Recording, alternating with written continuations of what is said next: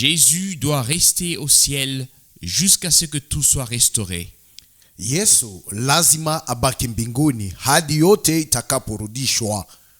Ceci est le thème sur lequel notre bien-aimé frère Franck s'est basé en tirant le sujet des Actes des Apôtres, chapitre 3, verset 21. Hiki ni kisa ambacho ndugu Frank alisungumuzia akitoa kichwa hiki katika maandiko ya Matendo ya Mitume sura 3 shairi 11. Ce sermon a été délivré le 4 septembre 1982. Na mahubiri haya yalitolewa tarehe 4 mwezi wa 9 mwaka 1982 et a été retransmis le 9 décembre 2023. Na ikatolewa upya tarehe 9 mwezi 12 mwaka 2023.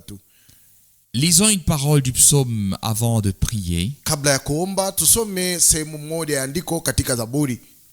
Nous nous levons pendant que nous lisons. Na wakati tutakaposoma tuwe wenye kusimama.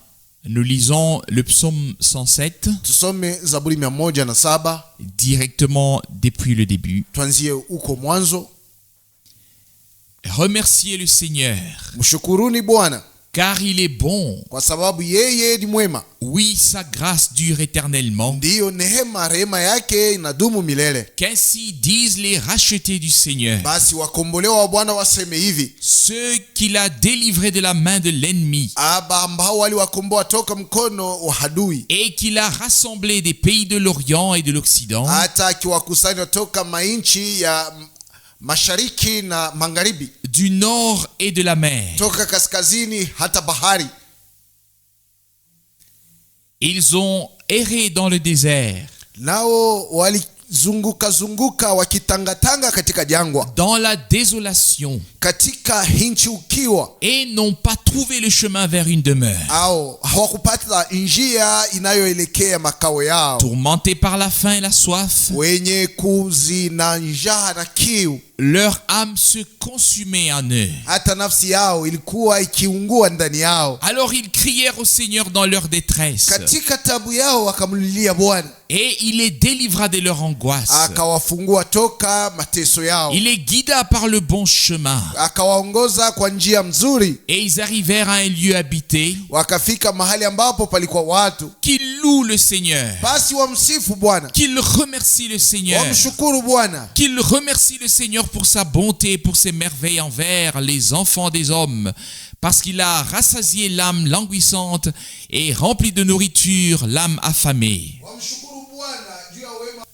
Wamshukuru Bwana kwa wema na mema yake kwa wana wa watu, kwa sababu anashibisha nafsi iliyorekea na kujaza chakula nafsi yenye njaa. Ceux qui étaient assis dans les ténèbres et la nuit de la mort, prisonniers dans la misère et des liens de fer parce qu'ils étaient révoltés contre les paroles de Dieu. Wao naokaa katika pahali pagiza katika usiku wa mauti, waliofungwa katika mateso na katika vifungo vya chuma, kwa sababu walikuwa wameasi maneno ya Mungu. Parce qu'ils avaient méprisé le conseil du Très-Haut, si bien qu'il a fait plier leur esprit par la souffrance, qu'ils sont tombés et n'ont eu aucun secours. Na kwa sababu walizarau ushauri zake aliye juu, hata vile yeye aliinamisha moyo roho yao kwa njia mateso, na wakaanguka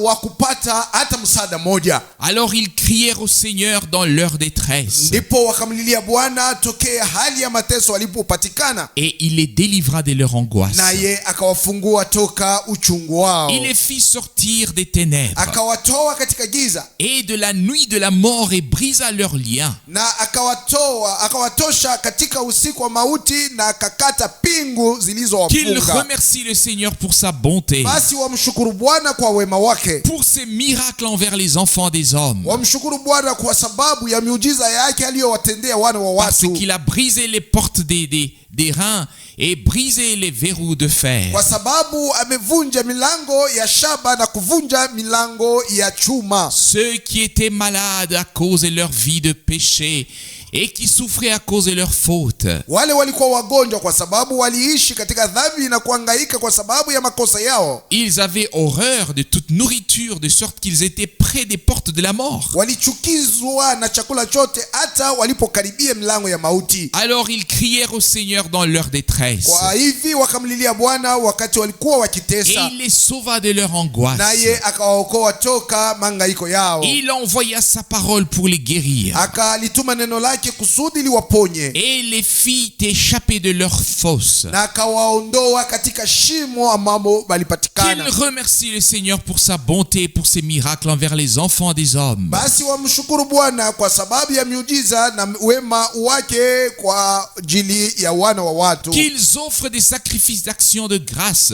et qu'ils publient ses œuvres avec des cris de joie. Watowe sadaka za tendo za shukurani na watangaze matendo yake na lalamiko za Ceux furaha. qui sont allés sur la mer dans les navires et qui ont fait du commerce sur les vastes flottes. Wale walikwenda baharini katika merikebu na wakachuluza katika mashua makubwa Et sur les vastes flots. na hata juu ya mawimbi makuu. Ils ont vu l'œuvre du Seigneur et ses miracles en haute mer. Wakaona tendo la Bwana na miujiza yake hata walipokuwa katikati ya bahari. Car il commanda et fit naître une tempête qui souleva les vagues de la mer. Kwa sababu aliamuru na hata tufani kubwa ikahamusha mawimbi ya bahari. Ils montèrent vers les cieux et descendirent dans les abîmes, si bien que leur cœur se découragea d'angoisse. Zikapanda hata mbinguni na zikashuka katika vilindi, hata mioyo yao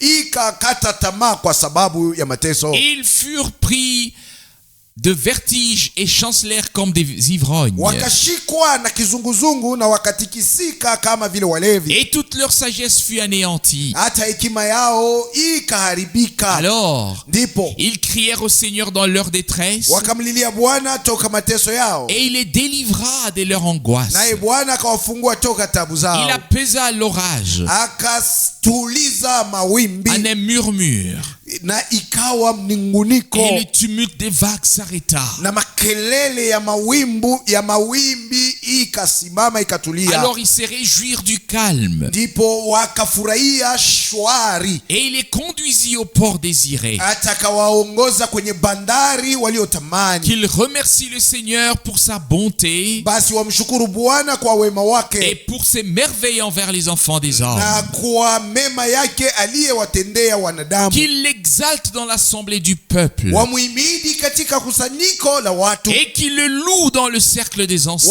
wamsifu kando kando ya wazee. Il a changé les fleuves en désert Yeye amegeuza bahari, mito ya maji kuwa jangwa, et les sources d'eau en terres arides. hata chemchemi za maji kuwa nyika, La terre fertile en pays salé. hata nchi yenye mboleo kuwa nchi yenye kujaa chumvi, À cause de la méchanceté de ses kwa habitants. sababu ya uovu ya wakaji Il wake. changea encore la terre déserte en étang d'eau. Basi akageuza hiyo nchi ilikuwa ukiwa kuwa kijito cha maji, Et la terre aride en source d'eau. na jangwa kuwa chemchemu ya maji. Il y fit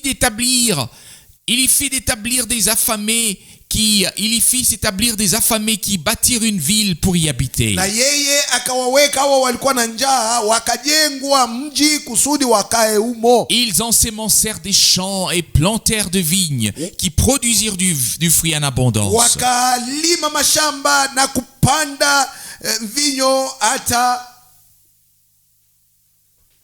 hata wakawa na matunda mengi. Il les bénit pour qu'ils se multiplient fortement. Akawabariki ili wazidishwe zaidi sana. Et il ne laissa pas leur bétail en petit nombre. Na yeye hakuacha vivuko vyao kuwa si vingi. Mais ensuite, Lakini ils déclinèrent et furent courbés sous le poids du malheur et de l'affliction.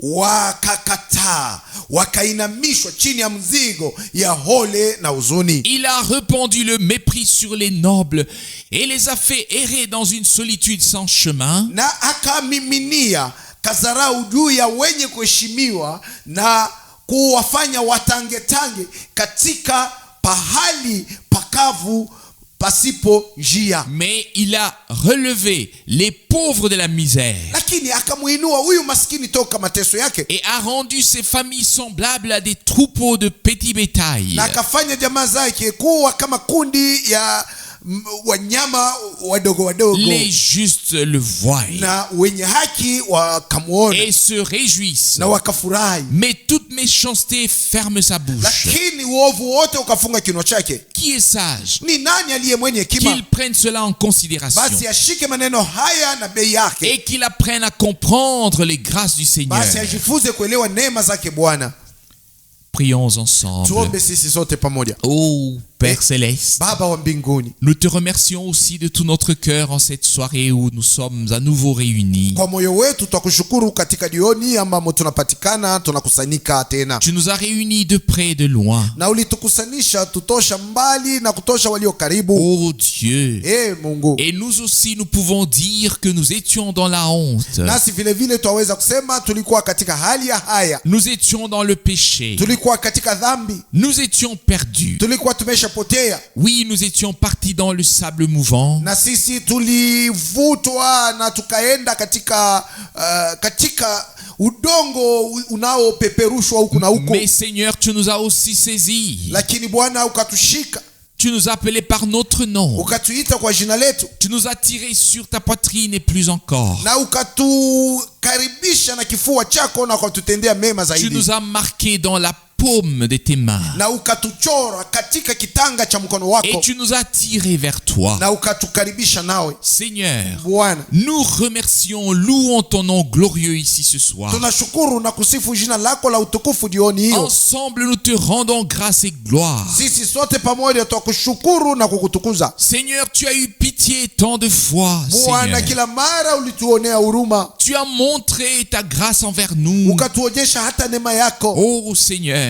Bwana, Et tu as guéri des malades. ukawaponya wagonjwa. Seigneur, Bwana, combien de fois tu bénis alors que nous ne l'avions pas du tout mérité. mara ngapi unatubariki hata vile sisi hatustahili. Tu as quand même béni. Unatubariki hata vile. Seigneur, nous t'adorons au milieu de nous Bwana, twakuabudu katikati yetu, et nous te prions du fond de nos cœurs na kwa upana wa moyo wetu que twakuomba tu puisses nous faire miséricorde encore ce soir utujalie rehema tena jioni hiyo, et que tu puisses nous parler. useme nasi. Oh Seigneur, Bwana, par ta sainte parole et précieuse parole, kwa neno lako takatifu na la damani, que tu puisses nous donner un enseignement juste. utupatie mafundisho ya haki. Toi seul sais ce dont nous avons besoin. Peke yako ndiwe unajua ni nini tunahitaji. Oh Seigneur, Bwana, c'est pourquoi nous venons à toi, ndio kwa hiyo tunakuja kwako, le cœur et l'esprit courbés, moyo na roho yenye kuinamisha, et nous te prions des profondeurs de bénir tous ceux qui sont venus. na toka upana wa moyo wetu twakuomba uwabariki wote waliokuja hapa. Seigneur, jeunes et âgés, nous avons besoin de ta miséricorde. Bwana, wazee na vijana tunahitaji rehema zako. Nous venons à toi, source de vie. Tunakuja kwako wewe uliyo chanzo cha uzima, Comme nous l'avons chanté, kama vile tuliimba, car auprès de toi se trouve l'eau de la vie qui est là pour nous combler. kwa sababu kwako wewe kuna maji ya uzima yaliyo tayari kutuliza kiu chetu. Oh Seigneur, Bwana, nous te remercions et nous t'adorons, Seigneur. twakushukuru na kukuabudu Bwana, Que tu te montres puissant. ujionyeshe na uwezo wote Seigneur, puissant envers tous ceux qui sont venus. Bwana, mwenye uwezo na kwa wote waliokuja, Et aussi envers tous ceux qui n'ont pas pu venir. na Oh hawa wote Seigneur, hawakuweza kuja. Bwana, gloire à ton merveilleux et glorieux nom de Jésus. utukufu kwa jina lako la maajabu na la utukufu, jina la Yesu. Alléluia. Haleluya, Amen. amina. Nous nous asseyons maintenant. Tuketi sasa. Loué et remercié soit le Seigneur. Bwana asifiwe na apewe shukrani. Nous sommes ici ce soir pour faire une toute nouvelle rencontre avec Dieu. Tuko mahali hapa jioni ili tukutane tena na Mungu. Non seulement nous nous souvenons d'expériences passées, Haiko paka kwamba twakumbuka maonjo tuliyoyafanya zamani, de ce que Dieu a fait, maneno yale Mungu alifanya, nous le faisons très volontiers. tunaifanya hivi na uhuru wa moyo. Mais aujourd'hui, Lakini leo nous voulons et nous pouvons avoir une nouvelle rencontre avec Dieu. tunataka na tunaweza kukutana tena na Mungu. Il y a toutes sortes de choses dans le royaume de Dieu. Katika ufalme wa Mungu mna vitu vingi.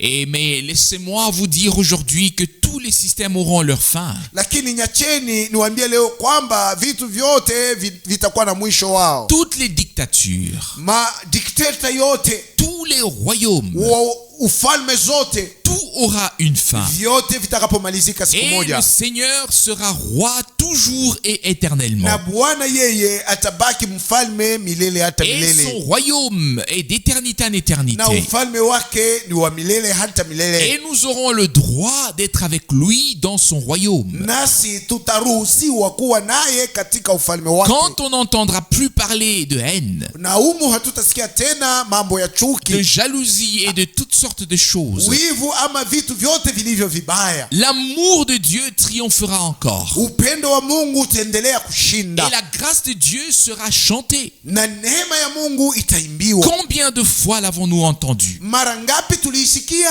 Toutes les choses Vitu vyote dû un commencement, dû avoir un commencement, viliweza kuanza auront aussi une fin. navyo vitamalizika. Ce qui n'a jamais commencé n'aura jamais de fin non Kila plus. kiliwahi kuanza na kitamalizika kamwe. Paul dit dans 1 Corinthiens chapitre 13, Katika Wakorinto wa kwanza sura 13 Paulo la anasema prophétie, unabii, la connaissance, ufahamu, tout aura une fin. vyote vitakoma, Mais vitamalizika. l'amour ne cessera jamais. Lakini upendo hautakoma kamwe. Tout ce qui a commencé s'arrêtera, Vyote vilivyoanza vitasimama na kumalizika cessera, na mais vitasimamishwa. ce qui n'a jamais commencé ne pourra jamais Lakini s'arrêter, kitu kisichopata mwanzo akitasimamishwa, kitamalizika ne pourra kamwe jamais cesser. na kitakoma kamwe. Et nous savons que Dieu est amour Na tunajua kwamba Mungu ni upendo, et que toutes les qualités qui se sont manifestées na vyema vyote vilivyoonekana demeureront pour toute l'éternité. vitabaki milele hata milele. C'est pourquoi Ndio kwa hiyo ne regardons pas tant ce qui passe,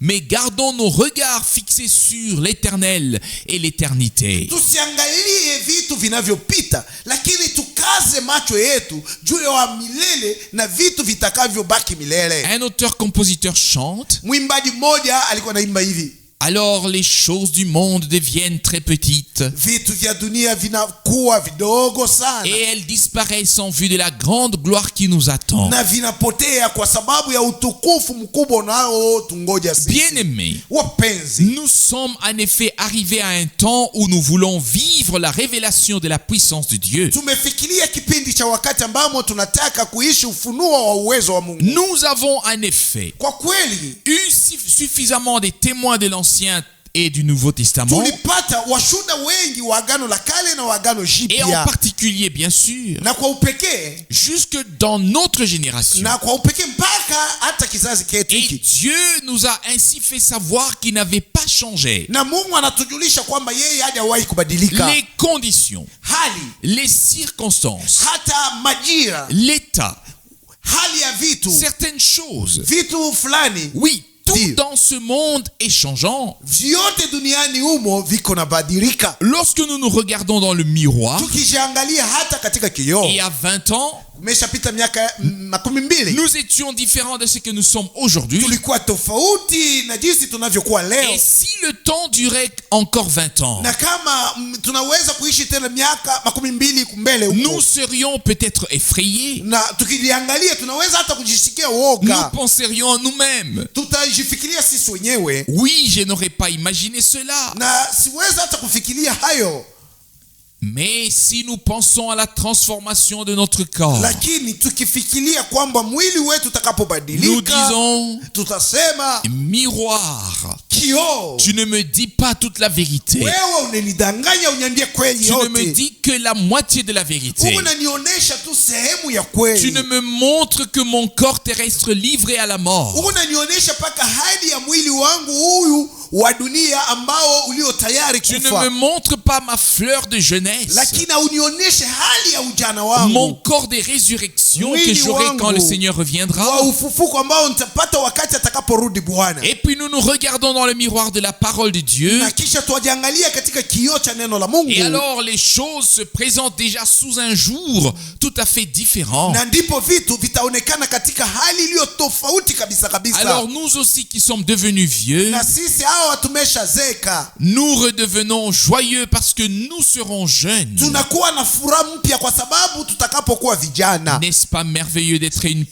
propriété de Dieu? Sio neno la ajabu kuwa mahali binafsi ya Mungu? N'est-ce pas un privilège d'avoir reçu la grâce de Dieu? Sio bahati kubwa ya kuwa tumepokea neema ya Mungu? D'avoir reçu la vie éternelle? Kuwa tulipokea uzima wa milele? D'avoir la vie éternelle? Kwa kuwa tunao uzima wa milele? Le pardon de toutes les fautes Usamehe wa makosa yote et de tous les péchés? na ya dhambi zote? D'avoir reçu la grâce de Dieu? Kwa kuwa tumepokea neema ya Mungu? S'il y a des gens sur la terre Kama kuko watu duniani qui peuvent vraiment se réjouir, ambao wanaweza kufurahi, ce sont bien les ni rachetés. wale waliokombolewa Mais hakika. comme l'a dit l'une de nos personnes connues, Na kama vile mtu mmoja ambaye anajulikana sana alisema, il me serait plus facile de croire si les rachetés avaient l'air d'être rachetés ingekuwa mwepesi kwangu kuamini kama wale waliokombolewa walionekana kwa hali ya nje kama watu wenye kombolewa et kweli. donc Basi on peut ne pas en vouloir aux gens pour cela aussi, na kwa hiyo hauwezi kuchukia watu, aux gens qui ne peuvent pas croire. watu ambao hawawezi kuamini. D'un autre côté, Pande moja, personne n'a besoin d'attendre pour savoir s'il est racheté. mtu hahitaji kongoja ili ajui kama amesha On est kuokolewa racheté ou non. au tumesha kukombolewa au hapana. Nous sommes rachetés aussi certainement que Jésus-Christ, le Fils de Dieu, est mort sur la croix à Golgotha. Tumekombolewa kwa sababu ni kweli Yesu Kristo mwana wa Mungu alikufa kumsalaba wa Golgota. Il nous a pardonné nos fautes Yeye alisamehe makosa et yetu nos péchés na dhambi zetu, et nous a offert la vie éternelle par grâce. na kwa neema alitupatia uzima wa milele. Parfois, et pas seulement les rachetés, mais aussi notre Rédempteur, Mara nyingine sio tu paka wakombolewa, hata mkombozi wetu il n'avait pas l'air très heureux. kwa kumwangalia hivi hakukuwa mtu wa heri. Et la Bible dit dans Ésaïe au chapitre 53 Na katika Isaya sura 53 Biblia inasema qu'il était évité watu walikuwa wanamkunjia uso, wanaangalia pembeni. et était un homme de douleur. Alikuwa mtu wa mateso, On lui cachait le visage. hata watu hawakupenda kumwangalia, walikuwa kumwepushia uso On wao, gardait ses distances. walikuwa wanaenda naye mbali. Doit-il en être autrement pour nous? Je, mnataka visiwe hivi na sisi? A-t-il été reconnu sur la terre? Je, duniani hapa walimtambua? Non, Hapana, il n'en a pas eu, yeye hakutambuliwa puisqu'il a pu baisser la tête. kwa sababu aliangalia chini, hakuwezi kuinua kichwa chake. Et Frère Branham l'a une fois si merveilleusement développé. Na kuna mara moja hivyo ndugu Branham alionyesha wazi na kwa namna ya En ajabu, tant que propriétaire du monde entier, yeye sawa mwenyeji ya dunia mzima. il ne possédait rien sur la terre, rien du tout. Duniani hapa kukuwa na kitu hata kimoja. Il dut emprunter une ânesse. Aliweza kwenda hata kukopa kwa zima, kukopa mwanapunda, Et l'ânon pour entrer dans Jérusalem, punda dike ili aingie katika Yerusalemu, afin que l'écriture soit accomplie. ili andiko litimilike. Voici que ton roi vient à toi, fille de Sion. Binti ya Sayuni, tazama mfalme wako yuaja kwako. Pousse des cris de joie et d'allégresse, Paza sauti za furaha na za shangwe, fille de Jérusalem. ewe binti ya Yerusalemu. Il est humble et monté sur le petit d'une ânesse. Yeye ni mnyenyekevu na amepanda mwana wa punda. Zacharie chapitre 9 verset 9. Zekaria sura 9 shairi 9. Qu'avait-il sur la terre? Alikuwa na nini duniani hapa? Le tombeau dans lequel il a été déposé appartenait même à un certain Joseph d'Arimathée. Hata kaburi ambamo waliweka mwili wake ilikuwa ya mtu mmoja ameitwa Yosefu wa Arimathea. Qu'avait-il sur la terre? Yeye alikuwa kana nini duniani hapa? Avait-il une maison et une femme? Je, alikuwa na nyumba na mke? Avait-il quelque chose à lui? Alikuwa na vitu vilivyo vyake kama Savez-vous ce mali? qu'il a appelé son bien? Mnajua kenye aliita kuwa mali yake? Il a appelé sien. Aliita wake. Toi et moi, Wewe na mimi ndio tous tulikuwa les mali fils et yake. toutes les filles de Dieu. Wana wote na binti zote wa Mungu. Et il est venu sur cette terre pour nous racheter. Naye alikuja duniani hapa kusudi atukomboe. Pour nous racheter. Ili atukomboe sisi. Non pas pour avoir des biens terrestres, Si kwa kuwa ili awe na vitu vingi duniani duniani mais hapa pour racheter les précieuses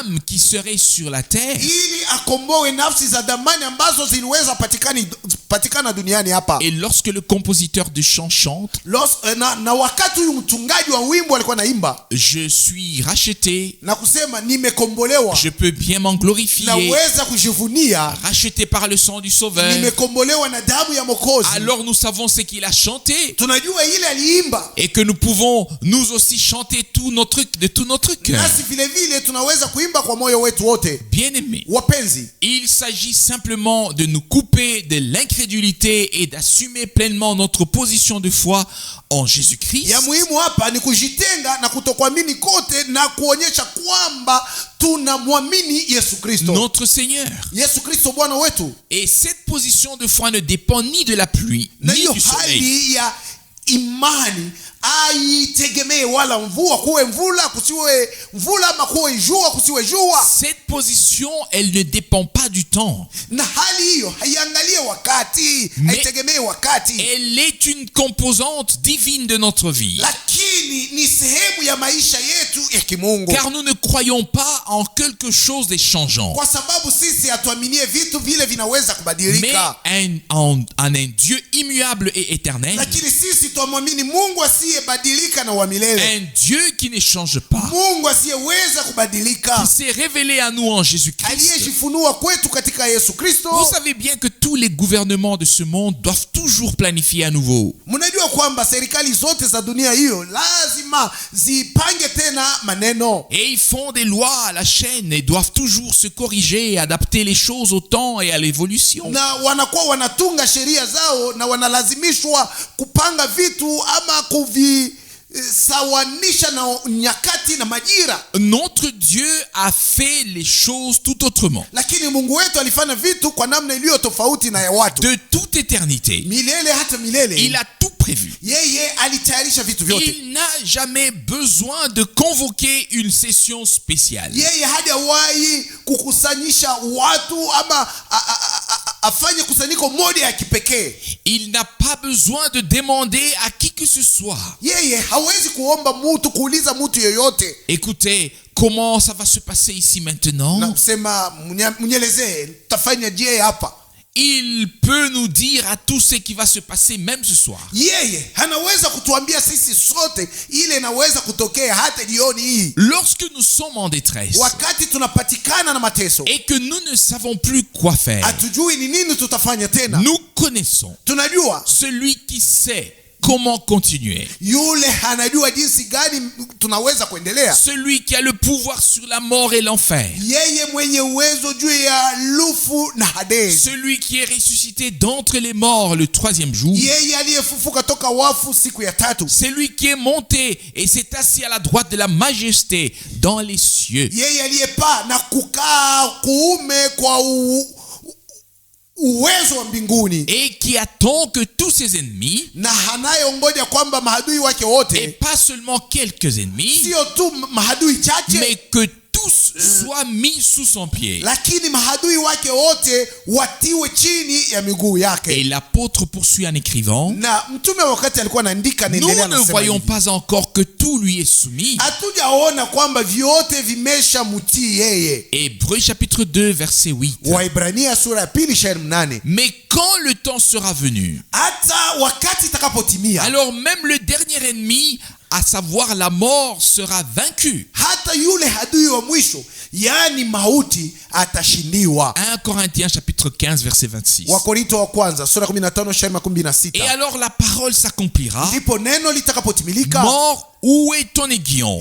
Mauti, nguvu yako iko wapi? Enfer, Jehanamu, où est ta victoire? ushindi wako ni wapi? Grâce soit rendue à Dieu qui nous a donné la victoire par Jésus-Christ notre Seigneur. Mungu apewe sifa kwa sababu alitupatia sisi ushindi kwa njia ya Yesu Kristo Bwana wetu. 1 Corinthiens chapitre 15 verset 56. Wakorinto wa kwanza sura 15:56. Bien-aimés, Wapenzi, ce dont nous avons besoin, neno ambalo twalihitaji c'est de la foi biblique. ni imani ya kibiblia. Comme nous l'avons dit précédemment, Kama vile tulitangulia kuisema, la foi biblique ne dépend pas des circonstances. imani ya kibiblia usitegemee majira na mais nyakati, elle a été produite dans nos cœurs par l'esprit et par la parole. lakini imani ya kibiblia ilipandwa moyoni mwetu kwa njia ya roho na kwa njia ya Et neno. cette foi biblique nous porte à travers tous les flots. Na imani hiyo ya kibiblia inatutembesha katika mawimbi yote, Parce que Dieu nous tient fermement. kwa sababu Mungu utushika na nguvu yote. Nous avons été ancrés une fois pour toutes par la grâce de notre Dieu. Na sisi tulitiwa nanga mara moja kwa neema ya Mungu wetu. Le psaume que nous avons lu ensemble Na zaburi ambayo tulisoma sisi sote pamoja a eu beaucoup à nous dire. inatuelezea maneno mengi kabisa. Dieu peut transformer des masses d'eau en terre aride. Mungu anaweza badilisha maji mengi kuwa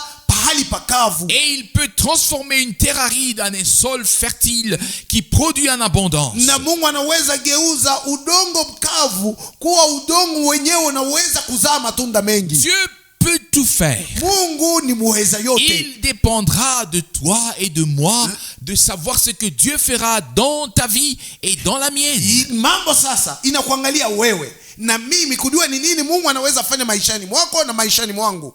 Que nous nous desséchions, Tunyauke, que nous restions arides ou que nous lui permettions de transformer, tubaki wakavu au tumruhusu de abadilishe, donner une pluie de bénédiction par alete grâce mvua ya mabaraka kwa neema, et d'y planter sa semence afin que du fruit sorte par grâce. na apande mbegu yake ili matunda yatoke kwa neema. Vous savez, Mnajua, quand on lit de tels psaumes avec le cœur, wakati tunaposoma zaburi kama hizi na moyo wote, alors ce n'est pas seulement une lecture, haiko tu usomi, mais un sermon entier, lakini anakuwa ni mahubiri mazima, une prédication entière. mahubiri mazima kabisa. J'ai remarqué particulièrement ce verset ici. Hapa nilivutwa angalisho na Il est shairi dit hiyo. ici, Hapa imesemwa, dans leur détresse, ils ont crié au Seigneur et il les a délivrés de toutes leurs angoisses. katika mangaiko yao walimulilia Bwana na akawafungua akiwatosha katika mateso yao yote. Ils étaient découragés. Walikuwa wameshapoteza matumaini, Leur cœur était abattu. hata moyo wao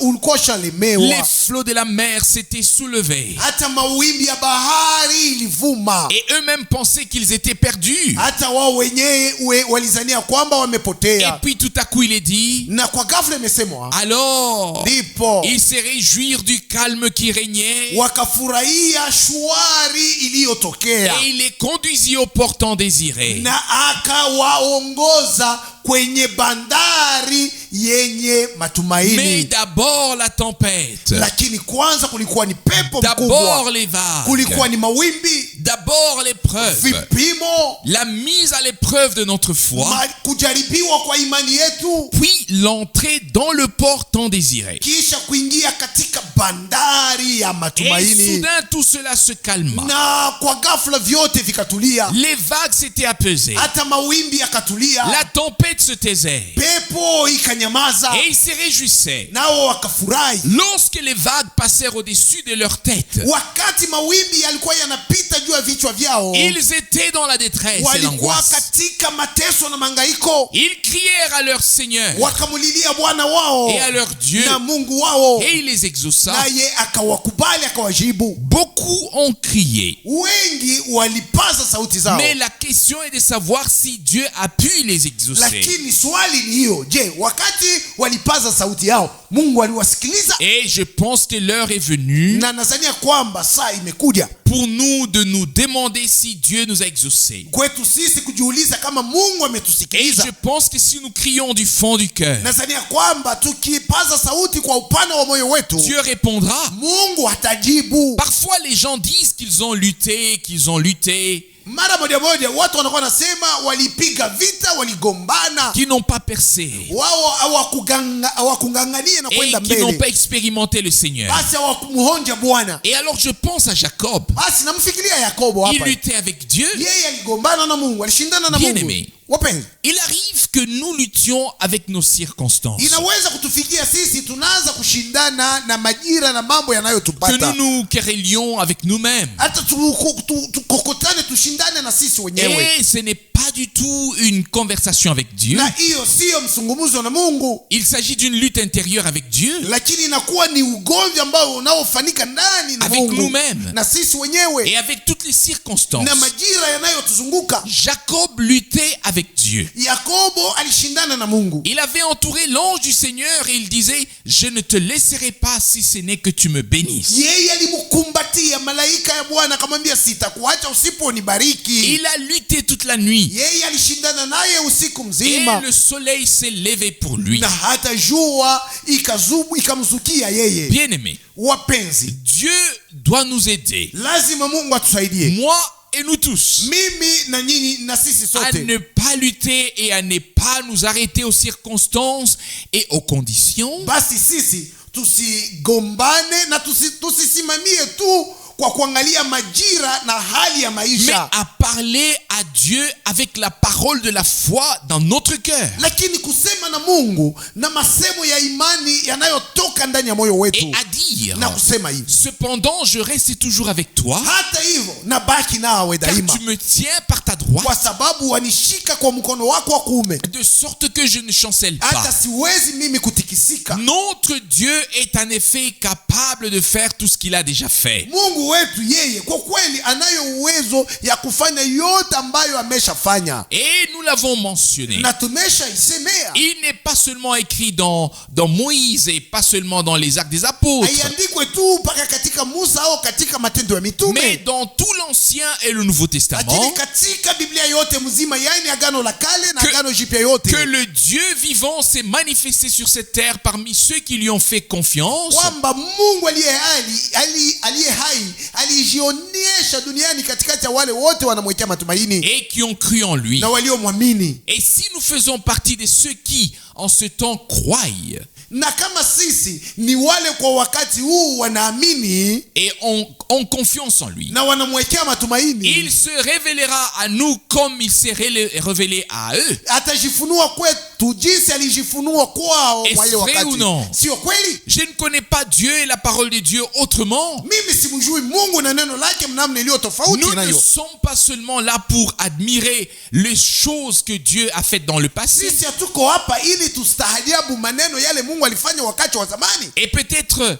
ériger des monuments, au kujenga sanamu za ukumbusho, mais nous devons être édifiés par la foi en ce que Dieu a fait et parce qu'il a fait. lakini sisi tumepashwa kujengwa katika imani kwa vitu vile Mungu alifanya, Et parce qu'il a fait, na kwa sababu alivifanya hivyo, afin de lui donner la possibilité de se manifester à nouveau et de manière encore plus puissante et plus éclatante. ili tumupe nafasi ya kujionyesha tena mnamna ya uwezo kuliko kumbele na namna ya utukufu sana. Je veux dire que nous connaissons suffisamment les projets de Dieu Nataka kusema kwamba tunajua sisi sote matengenezo na makusudi ya et que Mungu, nous avons suffisamment compris l'histoire du salut pour qu'à la fin des jours, na tumesha kuelewa maana ya historia ya wokovu hata mwisho wa nyakati. il ne se compte pas d'ébranler les cieux, il ne se contente pas d'ébranler les cieux, Yeye atoshi tu kwa kutikisa mbingu, mais qu'il ébranle les cieux et la terre. lakini yeye atatetemesha na mbingu na dunia, Comme il est écrit dans l'épître aux Hébreux. kama vile ilivyoandikwa katika barua kwa Waebrania. Et il a besoin d'un peuple sur la terre pour qu'il puisse bénir. Yeye anahitaji kuwa na watu duniani ambao wanaweza kuwabariki, Qu'il puisse bénir des personnes par lesquelles il puisse agir et se faire connaître. na kuwabariki hawa watu kupitia hawa anaweza kutenda na kujijulisha, Que ce soit dans l'Ancien ou le Nouveau iwe Testament, katika Agano la Kale au katika Agano Jipya. ce sont partout des hommes en qui Dieu a pu faire de grandes choses, qui ont cru en lui et lui ont fait confiance. Ni watu ambao Mungu kupitia wale alifanya vitu vikubwa na kwa njia yao aliwaonyesha matumaini yake. Des hommes qui ont été porteurs des paroles de la promesse divine. Watu ambao walikuwa wenye kushika maneno ya ahadi za kimungu. Et nous avons parlé ces derniers mois et ces dernières semaines de ce que le Seigneur Jésus a dit dans Jean chapitre 10 lorsqu'on lui a parlé en disant: Katika masiku haya ya mwisho tulisemea kuhusu maneno yale Bwana Yesu alisema katika Yohana sura 10 wakati alikuwa akisema hivi: toi Toi qui n'es qu'un homme, wewe huu mwanadamu tu t'es fait Dieu. unajifanya kuwa Toi-même, Mungu. tu t'es fait Dieu. Wewe mwenyewe unajifanya kuwa Mungu. Ils auraient pu dire, Wangeweza hata kusema nous connaissons tes frères et tes sœurs. twawajua ndugu zako na dada Ils zako, habitent parmi nous. wao wako katikati yetu. Les voisins auraient pu dire, Majirani wangeweza hata kusema nous t'avons vu manger et boire. tulikuona jinsi ulikuwa nakula na kunywa, Nous t'avons vu aller et venir. tulikuwa tunakuona ukienda na kurudi, Nous te connaissons. twakufahamu. Que fais-tu de toi-même? Sasa ni nini yenyewe unajifanya Et mwenyewe? il leur répond, Akawajibu, n'est-il pas écrit haiandikwe ou n'ai-je pas dit, au sikusemi vous êtes des dieux? ninyi ni miungu? Jean chapitre 10 verset 34. Yohana sura 10:34.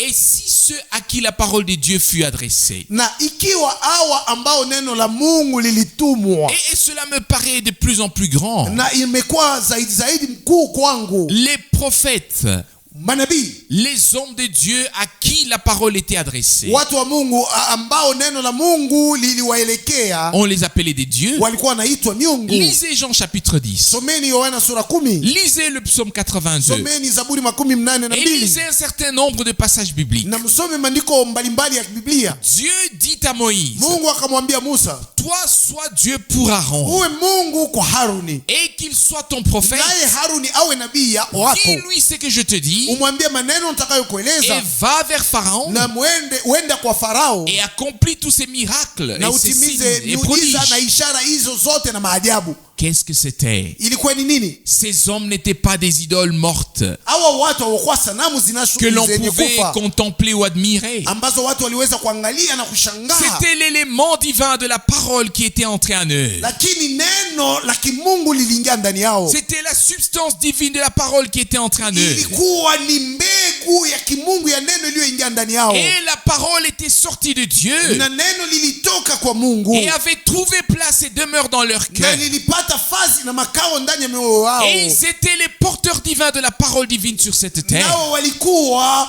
wenye kushika neno la kimungu duniani Et hapa, ont porté la précieuse sémence. nao walikuwa wenye kubeba hiyo mbegu ya Et damani. nous, Na sisi nous attendons et écoutons aujourd'hui cette même précieuse parole leo tunakuwa tunasikia na kusikiliza leo neno hili la et damani, sommes rétablis dans la condition divine en tant que fils et filles de Dieu. na tumerudishwa katika hali ya kimungu sawa wana na binti za Mungu. Bien-aimés, Wapenzi, la rédemption n'est pas une chose facile. ukombozi sio neno liepesi. Dieu ne s'est pas facilité la tâche pour racheter ceux qui étaient perdus. Mungu akurahisishe maneno ili awaokoe wale walikuwa shapotea, Et pourtant, lakini nous pouvons croire tunaweza kuamini et saisir de tout cœur na kushikwa kwa moyo na kushika na moyo wote que nous vivons dans un âge prophétique. ya kwamba sisi tunaishi katika kizazi cha unabii. Ces vérités bibliques n'ont pas pu être révélées au cours des siècles passés Ukweli hizi za kibiblia hazikufunuliwe katika nyakati zilishapita, parce que les temps n'étaient pas encore accomplis pour cela. kwa sababu wakati wa kufunuliwa kwa maneno haya uko ushatimia bado. Mais lorsque le temps fut accompli, Hata wakati ulipotimia, il envoya sa parole, akalituma neno lake comme nous l'avons entendu, kama vile tulisikia, et sa parole les a na guéris. neno lake likawaponya. C'est alors, Ndipo autrefois, qu'il a envoyé son fils, wakati hule alituma mwanaye, et que le fils au commencement était la parole, na huyu mwana hapo mwanza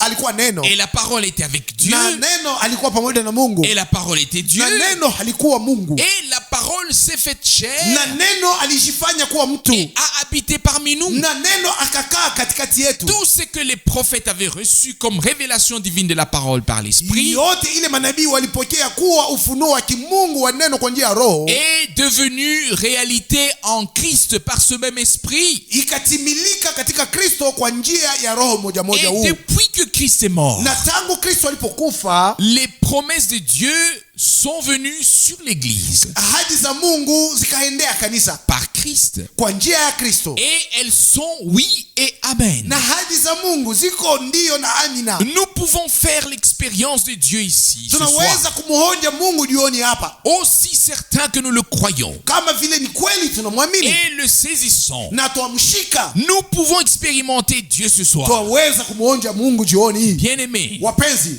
extérieurement, on aurait pu dire Kwa hali ya kinjeije tungeweza hata kusema. Oh Esaïe, nous te connaissons depuis longtemps. Kwa jinsi ya mwili tungeweza kusema Isaya twakuliwa tangu zamani. Noé, qu'est-ce qui t'arrive? No, ni mambo gani nawe? Tu as été raisonnable pendant tant d'années. Miaka hizo zote ulikuwa mtu mwenye kufikiri, mwenye kuwa na kichwa kenye kufikiri mzuri.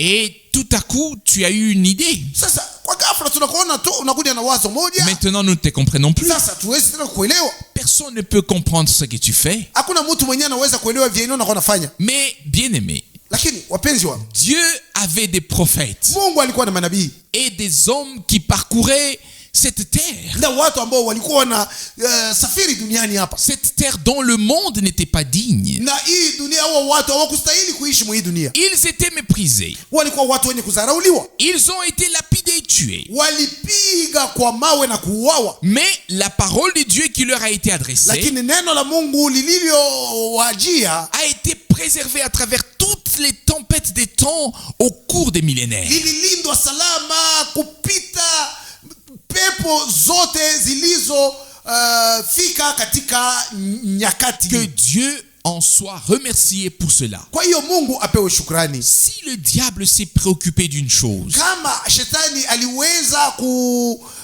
kuchukuliwa na mambo moja fulani, c'est bien d'effacer les traces de l'action na divine. ile yenyewe alikuwa anesha kusudia ilikuwa ni kufuta nyayo za matendo za kimungu. De ne pas donner aux enfants des hommes la possibilité de savoir ce que Dieu a fait. Lengo lake ilikuwa ni kukosesha watoto wa Mungu wasiwe nafasi ya kujua ni maneno gani Mungu alifanya. Avec tous ces raffinements, Na usilimu huu wote, y compris pendant la période du Troisième Reich, hata wakati unaoita Rechi ya tatu, où il semblait que la cause de Dieu, l'œuvre de Dieu avait pris fin carrément. na ilikuwa inaonekana kwamba kazi la Mungu ilikuwa shamalizika, haikuwako tena. Le mot salut avait dû être associé à un contexte dans lequel il n'avait pas sa place. Na tamko wokovu ilikuwa inaishapewa helezo ama maana ambayo haikuwezi kuwa tena na maana yake halisi, Et que le malheur était arrivé. na ole ulifika. Mais grâce soit rendue au Seigneur de Lakini ce que Mungu nous pouvons vivre. apewe shukrani kwa sababu tunaweza kuishi Vivre en ce temps merveilleux, en un temps de la restauration de toutes choses. katika wakati wa masalia ambao vitu vyote vinarudishwa, Vivre en ce temps du rétablissement de toutes choses. kuishi wakati ambao vitu vyote vinarekebishwa, En un temps d'accomplissement prophétique de tout ce que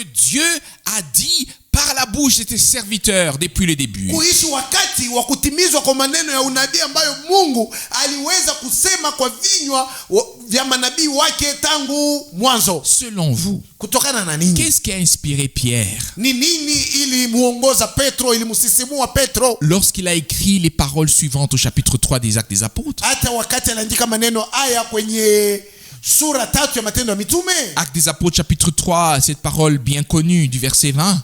Na Matendo ya Mitume sura 3, neno ambalo twalijua vizuri kwenye shairi 12, Afin que des temps de rafraîchissement viennent de la part du Seigneur ili nyakati za maburudisho zije zikitoka kwa Bwana, et qu'il envoie Jésus qui a été désigné pour vous comme oint. na amtume Yesu aliyetajwa kuwa mpakaliwa kwa ajili yenu.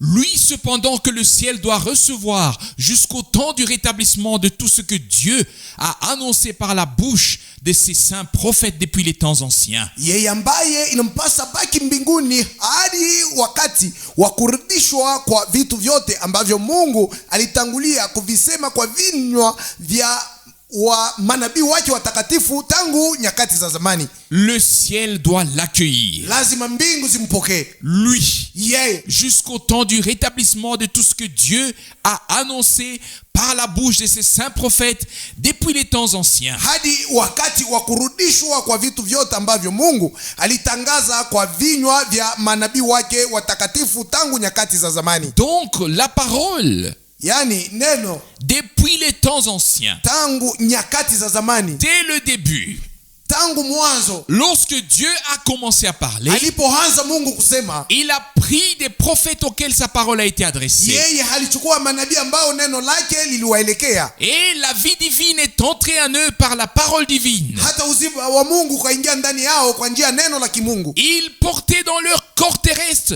un trésor divin. Katika mili yao ya udongo hiyo walikuwa wenye kushika, wenye kubeba hazina za mbinguni. Et ils savaient qu'ils auraient part à la résurrection. Na walijua kwamba watakapofufuliwa. Voici, Tazameni, c'est l'une des paroles les plus importantes ili ni neno katikati ya maneno ya muhimu sana qui doivent être accomplies avant le retour de Jésus-Christ. ambalo linapasa kutimilika kabla hajarudi Yesu Kristo. Jésus, notre sauveur, Yesu mwokozi wetu doit rester dans le ciel lazima abaki mbinguni jusqu'au temps du rétablissement de tout ce que Dieu hadi zitakaporudishwa vyote ambavyo Mungu annoncé par la bouche de ses saints prophètes. alitangaza kwa vinywa vya manabii wake Non watakatifu. pas c'est qu'un homme, Sio hile mtu fulani, non pas c'est qu'un concile, wala shauri ama kusanyiko la watu moja fulani, non pas un mouvement, wala mfumo moja fulani, mais c'est que Dieu a annoncé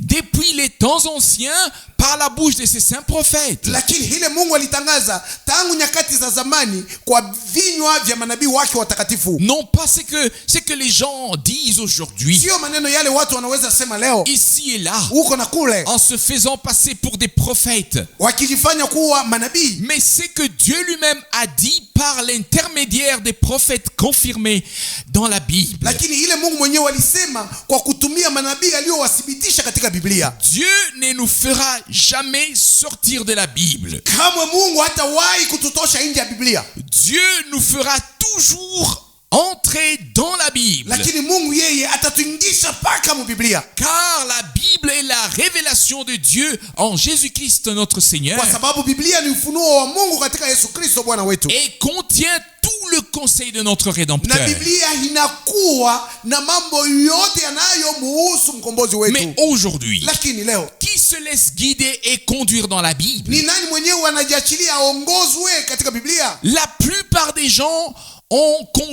sont conduits à côté de la Bible avec des programmes les plus grands, Watu wengi wanaongozwa nje ya Biblia na matengenezo makuu, des plus beaux programmes, matengenezo mazuri les kabisa plus religieux. na ya kidini. Et c'est pourquoi vous devez comprendre Ndio kwa maana inawapaswa kuelewa hii. pourquoi nous sommes si reconnaissants à Dieu de nous avoir ramenés en ce temps à la parole des apôtres et des prophètes. Mbona sisi tuamshukuru Mungu kwa sababu kwa wakati huu ameturudisha sisi kwa neno la manabii na mitume. Les apôtres avaient-ils une autre parole que la parole prophétique? Je, mitume walikuwa na neno lililo tofauti na neno la kinabii? Avaient-ils une autre parole que celle des prophètes? Walikuwa na maneno tofauti na yale ya manabii? Si oui, Kama ndivyo, pourquoi Pierre a-t-il écrit: mbona basi Petro aliandika, vous faites bien de prêter attention à la parole prophétique qui brille comme une grande lumière dans un lieu obscur. wakati mnapoteka masikio yenu kulisikia neno la unabii linaloangaza kama taa pahali pa giza, mwatenda vema. Donc, Dieu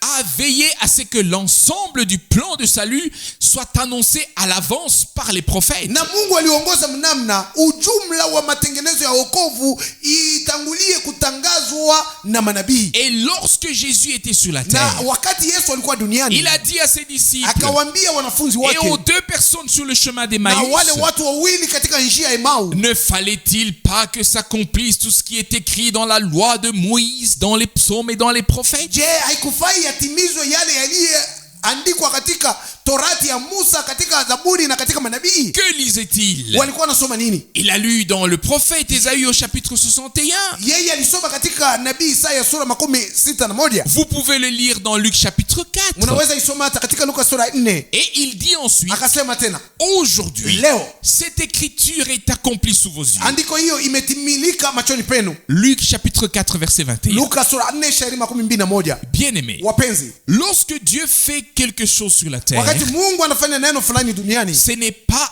un nouveau sio programme. tengenezo mpya, C'est la continuité de son plan de salut au sein de son royaume. sio mambo ya sasa, lakini anaendelea tu matengenezo yake ya wokovu ndani ya ufalme Et wake. nous le voyons clairement. Lakini tunaiona wazi Depuis les jours de la réforme, tangu wakati neno lilikuwa linaanza kurudishwa, Dieu a rétabli de plus en plus de vérités bibliques. na Mungu aliendelea kurudisha ukweli za kibiblia, Mais beaucoup se sont arrêtés en chemin. lakini wengi walisimamia njiani. Les uns se sont contentés de ceci Wamoja wakatoshwa na kufurahia Les neno autres fulani, de ça. au wengine wakatoshwa na mambo et les mengine, suivants encore. na wengine tena. Mais il y a un groupe des élus lakini kuna kundi ya wateule qui ne s'arrêtera pas spirituellement, wao katika mambo ya kiroho hawatawahi mais kusimama, qui ira de l'avant jusqu'à la révélation complète des fils de Dieu. lakini wataendelea kusonga mbele hata wakati watakapofunuliwa watoto wa Et Mungu. nous comprendrons alors Na hapo tutakapoelewa c'est que la kwamba parole prophétique a produit, neno la unabii lilitoa nini, accompli, lilitimiza nini, opéré lilitenda kazi gani, et produit comme effet en nous qui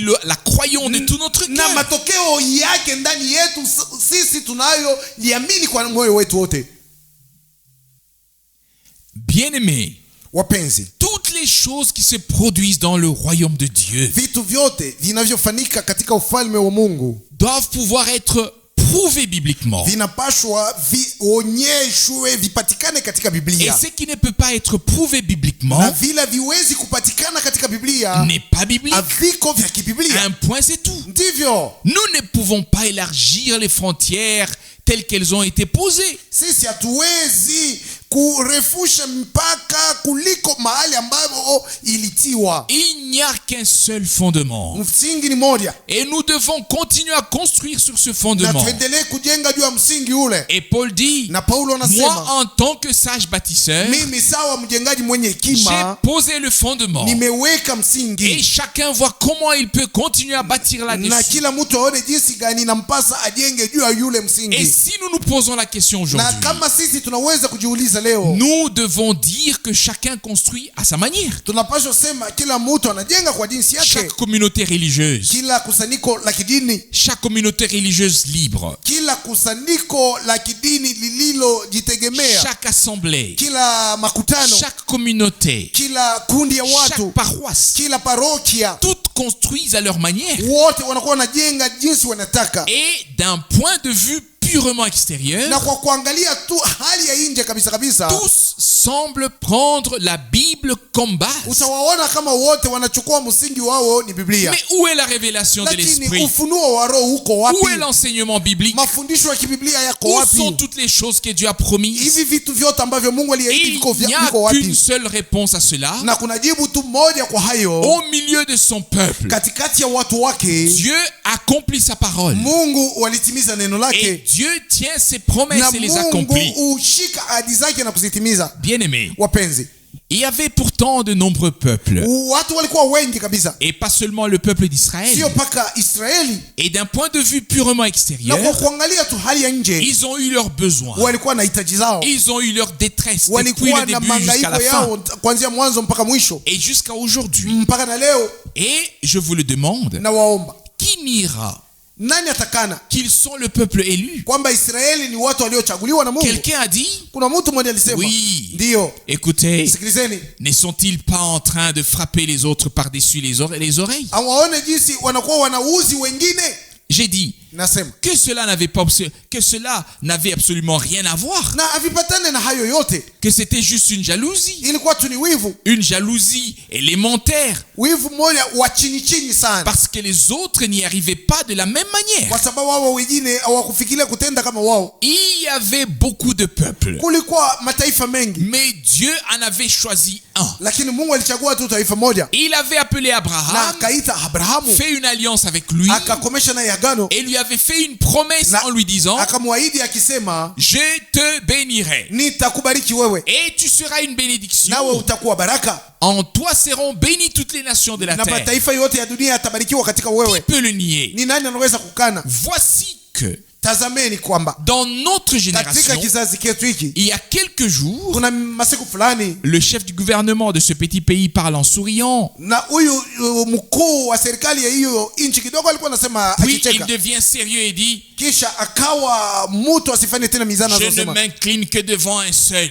lakini mimi nainama tu mbele ya mmoja, Et c'est le Dieu vivant, na ule ambaye nitasujudia ni le Mungu aliye Dieu hai, d'Abraham, Mungu wa Abrahamu, d'Isaac et Mungu de wa Isaka Jacob, na wa Yakobo. mais pas devant un président américain. Lakini mimi siwezi kuinama ama kusujudia presidenti wa Kiamerika hata mmoja. Qui aurait osé dire cela Ni parmi nani? toutes les autres grandes puissances? Angeweza kusema hivi katikati ya mainchi yote yenye uwezo duniani hapa? Personne. Hakuna hata mmoja, Personne. mtu hata mmoja kuweza Mais ce kusema hivi. petit homme là-bas, Lakini huyu mtu mdogo huyu qui est pourtant comme un David, aliye kama Daudi, hein? Unaona? qui est conscient de sa cause, Na mwenye kujua mambo yake de mzuri, sa chose, mwenye kujua mambo yake, et qui sait qu'ils ne sont pas revenus uniquement par caprice, na anajua kwamba wao hawakurudi kwa sababu walitaka tu kurudi mais kwa que makusudi Dieu yao a wenyewe, un sens et un but dans cette affaire. lakini Mungu anakuwa na maana na lengo lake alilolifukuzia katika jambo hilo. Même si aujourd'hui Hata kama leo le voile est encore sur leurs yeux, pazia ingali juu ya macho yao wasione cela ne vizuri, fait rien. sio jambo, sio Ils sont mambo, là. wako pale. À quoi nous servent tous les autres sur lesquels il n'y a pas de voile? Sasa hawa wote ambao hawana na pazia machoni pao wana faida gani kwetu? Avec lesquels Dieu n'a rien à faire. Na hawa wote Mungu ausiwe nao, À quoi servent-ils à Dieu wana faida gani kwa Mungu et à nous? na kwetu sisi? Le voile restera sur eux jusqu'à ce que le nombre total des pays païens soit entré dans l'église. Na ushungi utafunika macho yao mpaka na pale hesabu yote ya wapagano itaingia ndani ya kanisa, Et alors, leur heure sonnera. ndipo saa yao itakapolia, Alors ils pleureront ndio watalia, et se lamenteront. watajililialilia Ils sana mno, reconnaîtront kuomboleza. que Christ est le Messie, Ndipo watamtambua Kristo kuwa Masia, leur Emmanuel. Emmanueli wao. C'est écrit dans la prophétie. Imeandikwa katika unabii. Relisez votre Bible dans le prophète Zacharie. Someni Biblia yenu tena katika Zekaria nabii. Et ils regarderont vers moi, Nao watanyangalia mimi, celui qu'ils ont percé. mimi ambao walitoboa. Zacharie chapitre 12 verset 10. Zekaria 12:10. Celui qui a parlé aux prophètes Yule alisema na manabii et qui a parlé par eux, na alisema kwa njia yao, puis est devenu la parole faite chair. kisha akawa neno lililofanywa kwa mtu. Il a dit, Alisema ils me regarderont, watanyangalia moi qu'ils ont percé, mimi ambao walitoboa, et toutes les nations de la terre se na lamenteront. mataifa yote ya dunia wataomboleza. Bien-aimés, Wapenzi, lorsque nous lisons la parole de Dieu wakati tunaposoma neno la Mungu d'un point de vue prophétique, tukiangalia unabii, sehemu ya unabii, ce n'est qu'alors que nous avons la bonne vue divine. ndio pale tunaweza kuona jinsi Mungu naye anakuwa anaona vitu. Comme je l'ai dit récemment Kama vile nilitoka à kuisema, quelqu'un après avoir pris la parole dans une communauté religieuse en Afrique, niliambia mtu mmoja, kisha mimi kwanza kusema katika kusanyiko moja ya kidini huko Afrika, et que l'on a récité une fois de plus le credo, la profession de foi, et que cela na kisha walikuwa wanakiri vitu wanaamini na kuungama imani yao na vingine, ils appellent cela le credo apostolique, na wanaiita kuwa credo ya kimitume la profession de foi apostolique. ama ungamo ya imani ya kimitume. Et quand tous ces dirigeants ont été convoqués, Na wakati hivi viongozi vyote walialikwa, walikusanyishwa, alors j'ai posé la question. nikauliza, Répondez-moi, nijibuni, si l'un des apôtres, kama mmoja wa mitume si Polycarpe, au Polikarpo, si Irénée, Ireneo, si quelqu'un de ces hommes primitifs savait quelque chose qui a été formulé à Nicée en 325, kama hawa watu wote wa mwanzo walijua neno fulani ambalo lilitungiwa huko Nikao mwaka 325 et complété en 381, na ikaongezewa katika mwaka 381, j'ai dit, nikasema, écoutez, sikilizeni, si les apôtres ne savent rien d'une telle profession de foi na ainsi kama formulée, mitume hawajue jambo hata moja kuhusu ngamo huu wa imani ambao mnajitungia, alors ce n'est pas un credo apostolique, hiyo sio imani ya kimitume, ce n'est pas une profession de foi apostolique. na sio jinsi mitume walikuwa wanakiri imani yao. Est-ce vrai ou non? Sio kweli? Si notre chancelier fédéral faisait aujourd'hui un quelconque traité, Kama mkuu wa serikali yetu aliweza kufanya leo mkataba moja fulani, s'agirait-il du traité de Bismarck? je, mtasema ni ile mkataba ya Bismarck? En aucun cas. Hapana, sivyo. Celui-ci a peut-être été fait au nom du même peuple. Lakini hii iliweza kufanywa kwa jina ya ile taifa moja moja, Ce n'est pas la même chose. lakini sio kitu moja moja. Chers amis, Wapenzi wa rafiki nous zangu, sommes là pour dire la vérité aux gens. tuko hapa ndio tuambie watu kweli, Et seule la vérité peut libérer. ni paka kweli tu ndio inaweza kufungua, Seule la vérité peut rendre libre. ni paka ukweli ndio unaweza kuweka watu huru, Et la vérité doit m'être dite. na kweli lazima isemewe, Et elle doit être dite. na isemewe kwangu na kwa Elle wote, doit être dite à tous. isemewe kwa wote. Nous avons chanté dans un cantique katika wimbo moja tuliimba ou lu ici aussi. ambao tulisoma tena na hapa, Ils étaient liés, enchaînés, walifungwa na kuwekwa pingu puis ils ont été libérés, ont remercié le nom du Seigneur. na wakafunguliwa wakashukuru jina la Bwana.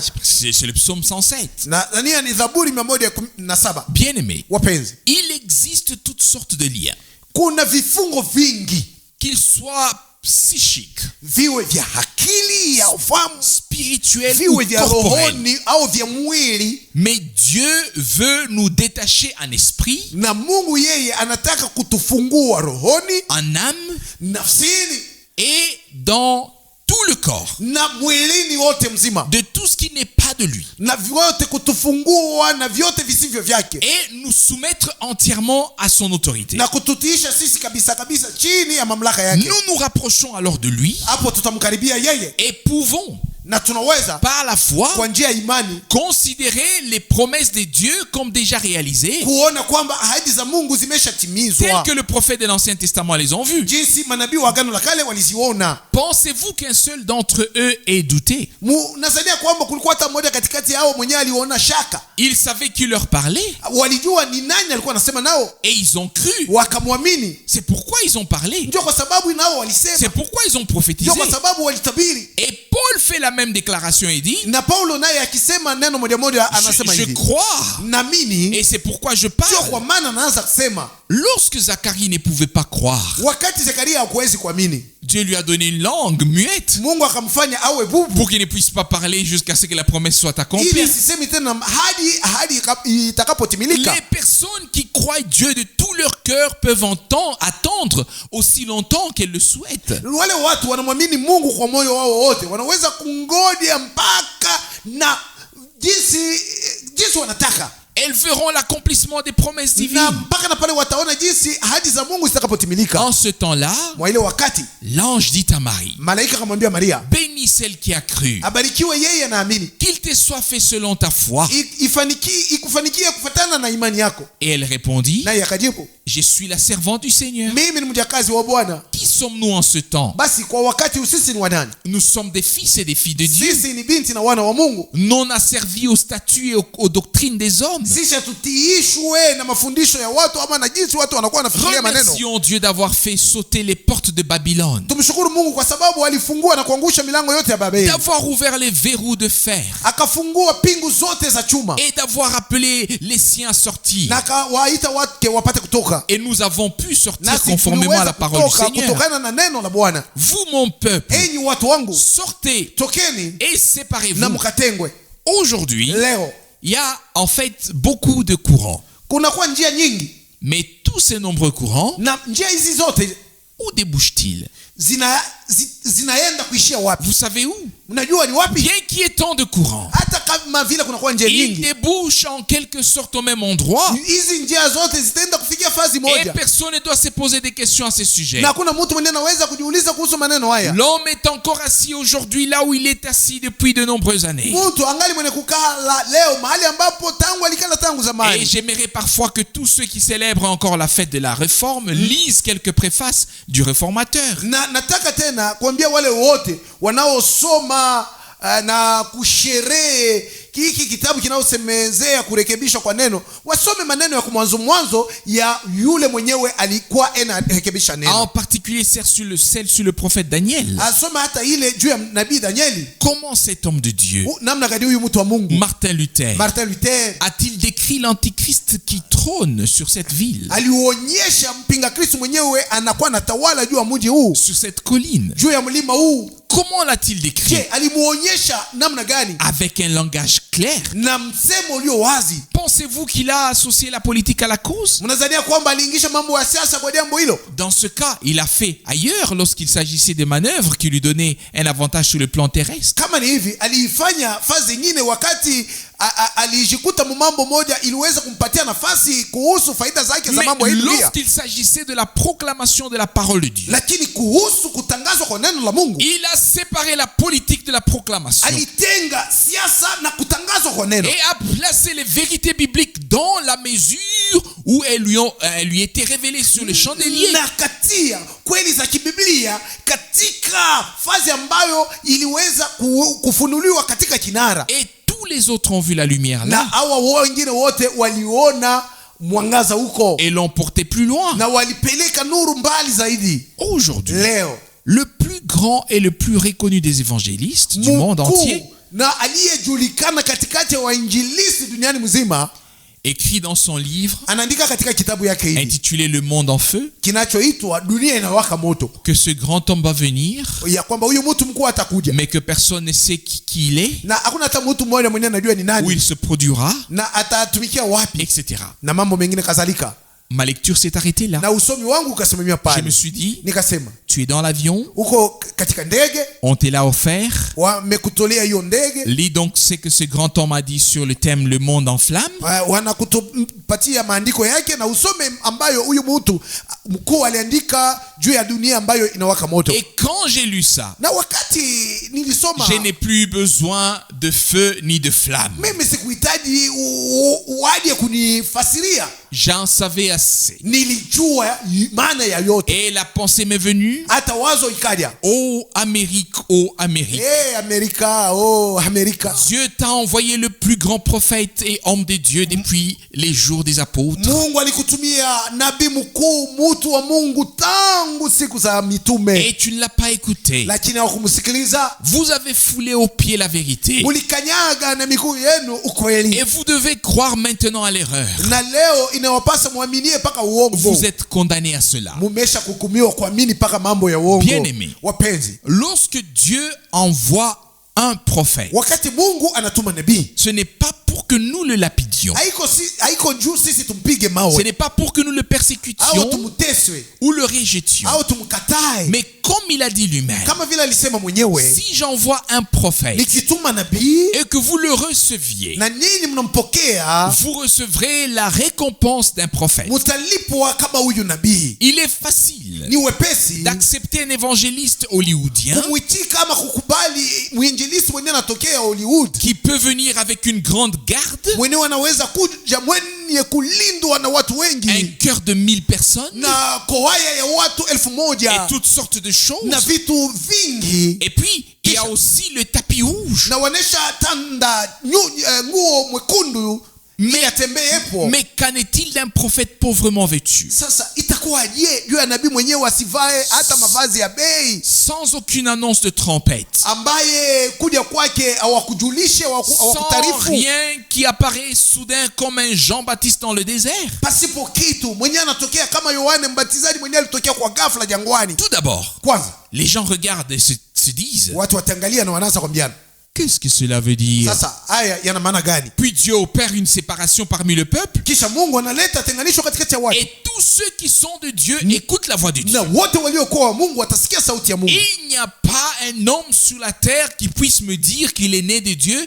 et qu'il n'entende pas la parole de Dieu. Hakuna mtu duniani hapa mwenyewe anaweza niambia kwamba alizaliwa na Mungu lakini asiwezi kusikia neno la Mungu. Cela n'existe pas. Asiwezi kuwako. Si nous sommes nés de Dieu, Ikiwa tulizaliwa na Mungu, alors la nouvelle vie divine ndipo uzima mpya wa nous kimungu relie à Dieu. utatuunganisha kwa Et Mungu, sa parole est esprit et vie. na neno lake ni roho na uzima, Et nous aspirons à la parole de Dieu. na sisi tuwatazamia neno la Nous Mungu, désirons la parole de Dieu. twalitamani neno la Mungu, Et nous repoussons les fables na tunakana kutupa mbali hadisi à droite kushoto et à gauche na kuume, quand nous ne les faisons pas tomber. wakati atuviangushe. Mais les yeux des hommes doivent être ouverts pour qu'ils puissent le voir. Lakini macho ya watu lazima yafunguliwe ili wapate kuona. De la même manière, Kwa namna moja moja, on pourrait poser la question suivante. tungeweza hata kuuliza hivi, Penses-tu que tous les autres ont tort wazania kwamba wao wote wanakosa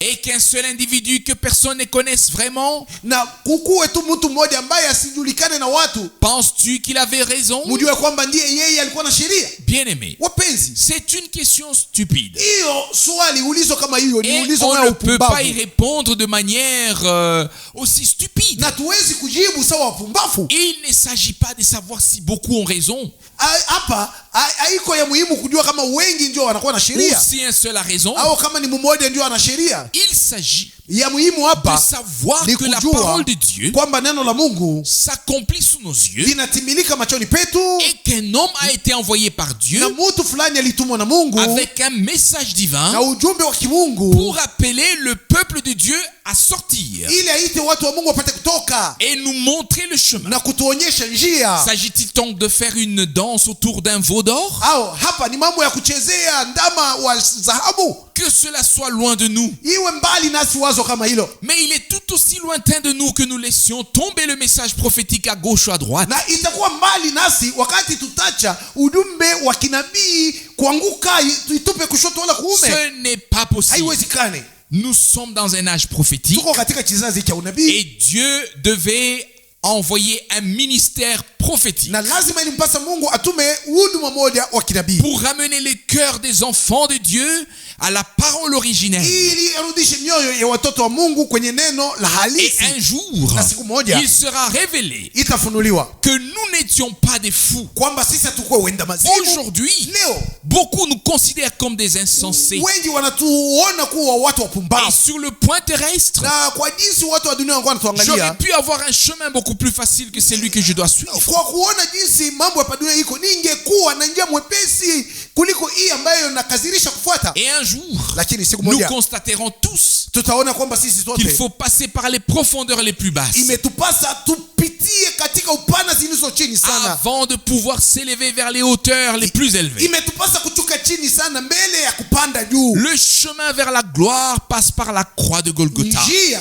inayoelekea utukufu inapitia kwenye msalaba wa Et la Golgotha, croix na msalaba ou la crucifixion wala a été kusulibishwa associée à beaucoup de moqueries et de railleries. kulifungana na siaki na kuchekelewa sana, Mais que le Seigneur soit lakini remercié, Bwana apewe shukrani. cela ne s'est pas terminé là. Haikumalizikie pale, C'était juste une phase. ilikuwa tu ni sehemu moja, kipindi moja. Le corps a été mis dans le tombeau. Mwili uliwekwa kaburini Notre Seigneur est descendu en esprit dans les endroits inférieurs na de la Bwana terre. kwa hali ya roho alishuka chini sana katika Hadesi, chini ya Et udongo. ensuite, le troisième jour, ce fut la glorieuse résurrection. Na kisha siku ya tatu akafufuka kwa namna ya utukufu. Bien-aimés, Wapenzi, la vie divine ne peut jamais être tuée. uzima wa kimungu hauwezi kuuawa Et kamwe. c'est pourquoi Jésus-Christ, notre Seigneur, a dit au tombeau de Lazare, Ndio kwa maana Yesu Kristo Bwana wetu aliweza kusema kwenye je kaburi ya vous Lazaro, le dis, na waambia celui qui croit en moi, mwenye ananiamini mimi, même s'il meurt, hata kama nakufa vivra. hataishi. Crois-tu cela? Unaamini hivi? Non seulement nous avons la foi en la résurrection, Haiko mpaka kwamba tunayo imani katika mais ufufuko, nous savons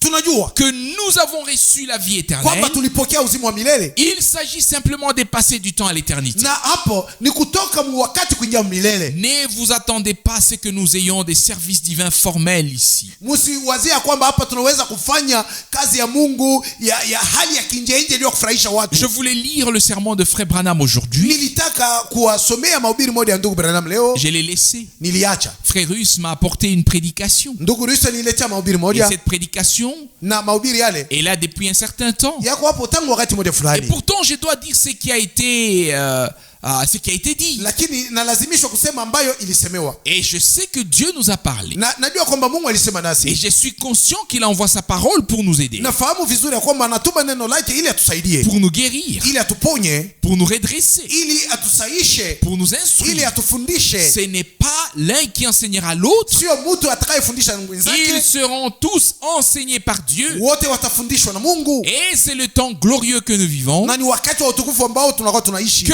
le Seigneur notre Dieu Bwana Mungu wetu règne sur nous avec tant de puissance dans sa grâce, atawale juu yetu na uwezo mwingi ndani ya katika neema afin yake, que les promesses de la parole puissent s'accomplir dans l'église épouse. ili ahadi za neno zitimilike ndani ya kanisa bibi harusi, De la même manière qu'elles ont trouvé leur accomplissement dans l'époux. mpaka kwa namna moja moja zilitimilika ndani ya bwana harusi. Toutes les promesses faites sur Jésus-Christ, notre Rédempteur et Ahadi époux, zote zilizofaniwa juu ya Yesu Kristo mkombozi wetu na se bwana sont harusi accomplies en lui. zilitimilika ndani yake, Même jusque-là, hata mpaka na hapo où il est dit, hapo imesemwa, montez aux cieux, mwenye kupanda mbinguni Il a amené des captifs alipeleka wafungwa et a donné des dons aux hommes. na akawatumia watu zawadi. C'est ce que dit la parole du psaume. Ndio ile neno la Zaburi linasema, De sa naissance à Bethléem tokea kuzaliwa kwake Bethlehemu jusqu'à sa montée au ciel, hadi wakati alipopanda tout mbinguni, avait été annoncé vyote à vilitangazwa, l'avance par les prophètes de l'Ancien Testament. vilitanguliwa kutangaza na manabii wa Agano la C'est Kale. maintenant à notre tour Sasa ni wakati wetu, ni zamu yetu de sisi voir l'accomplissement de tout ce que Dieu a promis aux siens pour l'achèvement et la fin. kuona kutimizwa kwa yote ile Mungu aliwaahidi wake juu ya kukamilisha kazi na kumaliza kazi. Et nous y tenons, Na sisi twashika kabisa hiyo, sachant qu'aussi sûrement que la parole de Dieu s'est accomplie dans l'époux, tukijua na uhakika wote kwamba neno la Mungu lilitimilika ndani ya bwana elle harusi s'accomplira dans son épouse. na litatimilika tena ndani ya bibi yake Et les harusi. paroles de sa parole, Yeye ni neno la neno lake, esprit de son esprit. roho ya roho wake. Et comme le dit Paul dans Ephésiens chapitre Na 5, kama vile Paulo anaisema katika Efeso sura je 5, l'attribue à Christ et à l'église. na naisema hivi kulinganisha Kristo na kanisa. Ephésiens chapitre 5 verset 32. Wa Efeso sura 5 shairi 32. Je l'attribue à Christ et à l'église. Nasema habari hiyo nikilinganisha Kristo na kanisa, Chair de sa chair, kanisa iliyo mwili wa mwili wake, os de ses os. mfupa wa mifupa yake. Ephésiens chapitre 5 verset Wa 30. Efeso sura 5 shairi 33. Il est la tête Yeye ni kichwa et nous sommes les membres. na sisi ni viungo vya Il mwili. est le Seigneur Yeye ni Bwana et nous sommes na l'église sisi ni kanisa, par laquelle il veut se faire connaître. na kwa njia ya kanisa yeye anataka kujijulisha. Bien-aimés, Wapenzi, que voulez-vous que Dieu fasse de plus que ce qu'il a fait? ni nini ambayo mnataka Mungu afanye kupita ile ameshafanya? Donner des promesses. Kuleta ahadi, Et ensuite, au moment de leur réalisation, kisha wakati ya kutimizwa kwao envoyer un homme de Dieu pour mettre en lumière ces mystères cachés, afin que tous ceux qui sont de Dieu entendent et voient, soient saisis et saisis intérieurement. atume mtu wa Mungu ili aangaze siri zilizofichwa, ili wale wote walio wa Mungu wapate kusikia, wapate kuona, wapate kushikwa na washikwe kabisa kabisa ndani yao. Ne pensez pas, Musizanie et ce n'est pas une critique, na mimi sisimange mtu ama sisemei mtu baya, c'est juste une constatation. lakini inakuwa tu ni jinsi mimi Ne naona. pensez pas que ceux qui passent à côté des promesses de la parole de Dieu données pour ce temps et ne les acceptent pas, Msizanie kwamba wale wanaopita mbali na ahadi za Mungu zilizotolewa jua wakati huu na wasizozikubali, ne pensez pas que Dieu accomplira alors sa parole en eux. msizanie kwamba Mungu atatimiza neno lake ndani ya wale watu. Non. Hapana, Seulement en ceux qui l'ont entendu lakini atalitimiza mpaka ndani ya wale et walilisikia qui y ont cru. na waliliamini. Sur qui Dieu a-t-il accompli sa parole à l'époque d'Abraham? Na wakati wa Abrahamu Mungu alitimiza neno lake juu ya nani? Sur un quelconque Abimelech? Je, alilitimiza na Abimeleki Ou sur quelqu'un d'autre? au juu ya mtu mwingine? Non. Hapana, Sur Abraham? alitimiza neno À lake na qui il a Abrahamu. parlé? Kwaye alisema, Qui a cru en lui? ni nani alimwamini? À qui il a fait la Ni promesse? nani ambaye alimwahidi? En qui Dieu a-t-il accompli sa parole au temps d'Isaac? Na ni ndani ya nani ambaye Mungu alitimiza neno lake kwa wakati ya Isaka? En qui au temps de Jacob? Ni na ndani ya mtu gani Mungu alitimiza ndani yake wakati wa Yakobo? En qui a-t-il accompli sa parole durant tous les temps? Mungu alitimiza neno lake ndani ya wanani katika nyakati zote hizi? En son peuple qui a cru en lui. Ndani ya watu wake Et waliomwamini. il en est de même dans ce temps. Ndivyo hivyo na wakati huu. Permettez-moi de conclure en disant Niruhusuni nimalize nikisema hivi, que le peuple de Dieu n'a pas la foi générale que tout le monde, watu wa Mungu hawana na imani sawasawa na ya watu wote, que tout le monde a. sawasawa na ile watu wote wanayo. Et si vous lisez très clairement l'épître de Jacques, Mukisome waziwazi barua ya Yakobo, il y est écrit même que le diable aussi croit et tremble. imeandikwa kwamba hata shetani naye anaamini na anatetemeka. Donc, avec le mot foi, Tamko imani tout n'est pas dit.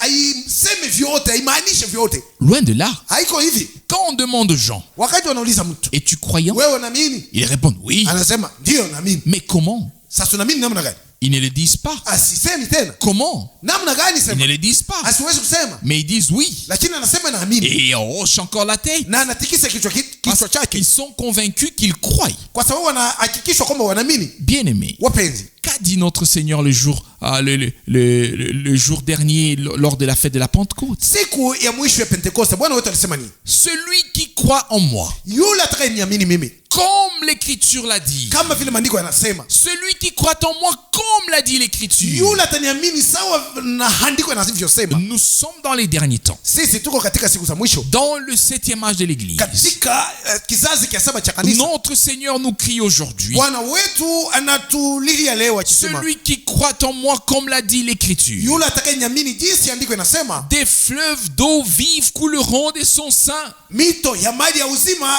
itatiririka toka ndani mwake. Non pas celui qui croit comme il veut Sio croire, yule anaamini jinsi anavyotaka kuamini et ce qu'il veut croire, na vyenye vile anataka kuviamini, mais celui qui croit comme les saintes Écritures le lakini disent. yule hanaamini jinsi maandiko matakatifu yanasema. Bien-aimé, Wapenzi, personne ne devrait être ici dont le cœur ne bat pas comme un peu plus vite par reconnaissance pour ce que Dieu a fait en nous. hakuwezi kuwa mtu hapa ambaye moyo wake aupige mbio mbio kwa kuona jinsi Mungu alifanya vitu nasi. Qui sommes-nous? Sisi tuko wanani?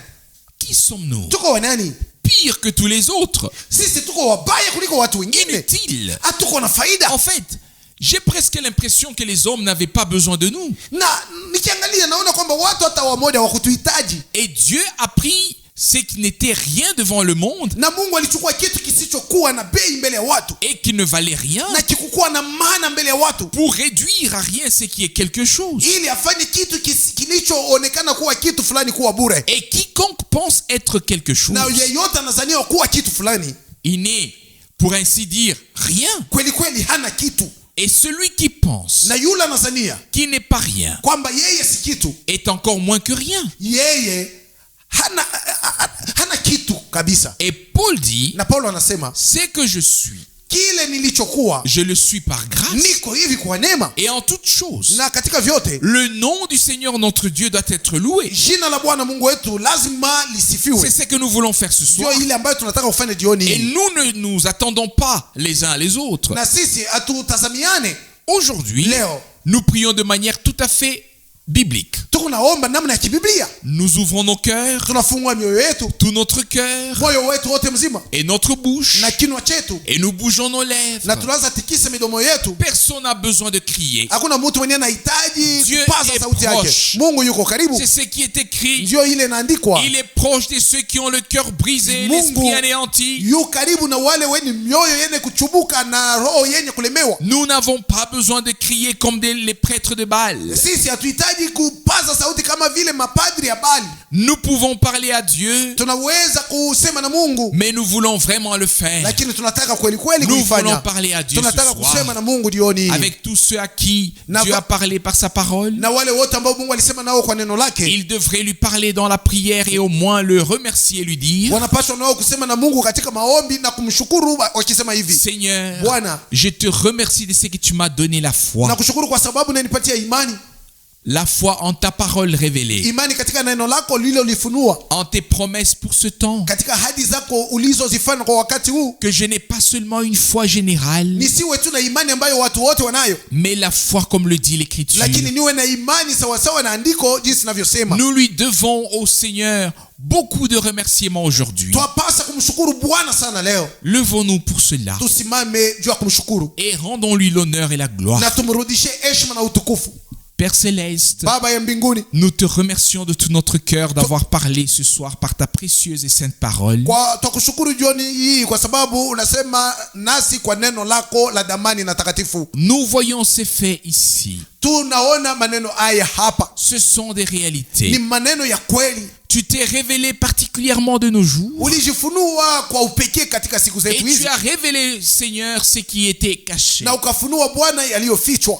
Oh Seigneur, Oh Bwana, mais maintenant, lakini sasa tu as permis que cela arrive. umeruhusu haya yote yafike, Et nous en sommes reconnaissants. na kwa hiyo twakushukuru. Tu as fait des promesses. Ulifanya ahadi Et tu les as accomplies, na oh Seigneur. ukazitimiza zote Bwana. À ton nom soit l'honneur, Kwa jina lako iwe Soit la utukufu, louange. iwe heshima na soit la sifa, gloire, iwe utukufu, soit la iwe reconnaissance, shukrani, la renommée. iwe kavumu. Oh Seigneur, Bwana, nous ne pouvons que te remercier, Seigneur, kazi yetu tu ni kupikia asante Bwana pour cette grâce juu ya neema hiyo et pour cette fidélité. na juu ya uaminifu huu Seigneur, Bwana. c'est dans la bassesse et la courbe et la courbée Na ni katika unyenyekevu kabisa na que wenye nous nous tenons kuinama devant toi. ndio sisi tumesimama mbele yako Seigneur, Bwana, comme indigne. sawa watu wasiostahili Seigneur, devant les hommes. Bwana, mbele ya watu, Mais Seigneur, lakini Bwana, à tes yeux, nous sommes machoni ton peuple. pako tu watu wako Seigneur, Bwana, et tes élus. tuko wateule wako. Oui, Seigneur. Ndio Bwana, Gloire à ton nom merveilleux. jina lako la mastajabu litukuzwe. Nous te donnons l'honneur, Twakupa heshima, la louange, sifa, la gloire, utukufu et l'action de na grâce. shukrani. Alléluia. Haleluya. Seigneur, nous ne pouvons faire autrement que d'exalter ton nom. Bwana, kile tunacho ni kuimidi jina lako Et prions, Seigneur, que tu puisses toucher tout le monde. na kuomba Bwana uguse wote Seigneur, en ce moment même. katika wakati huu Bwana, Seigneur, en cette heure. katika saa hiyo Bwana, En ce moment même, Seigneur. katika wakati huu Bwana, Nous venons tous comme nous sommes en ce moment. tunakuja sisi sote jinsi tulivyokuwa wakati huu, Seigneur, et prions, Seigneur, d'avoir pitié de nous, ô Seigneur. tukiomba uturehemie. He Bwana, Alléluia. haleluya. Reçois l'adoration, Pokea kuabudiwa, reçois la louange pokea sifa et la na gloire utukufu et l'action des na grâces shukrani au nom de Jésus. kwa jina la Yesu. Alléluia. Haleluya.